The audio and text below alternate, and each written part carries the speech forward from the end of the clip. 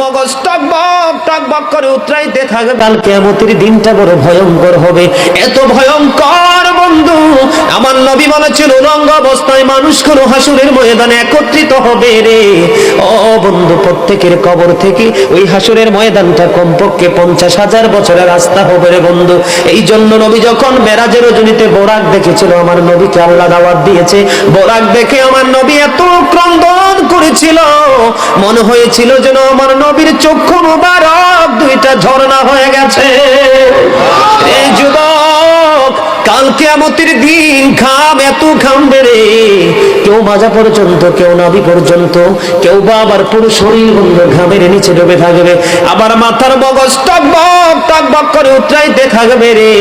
আল্লাহ বলেছেন লা ইয়ামুতু, people will not die that day, সেদিন মানুষ আর মরতে পারবে না। আল্লাহ বলেছেন ফিহা ওয়ালা ইয়াহইয়া, people will not be able to live that day, মানুষ সেদিন বাঁচতেও পারবে না। আমার আল্লাহ বলেছেন অমাহুম আনহা বিগাইবিন, people will not be able to escape that day, সেদিন মানুষ সেখান থেকে পালিয়ে যেতেও পারবে না রে।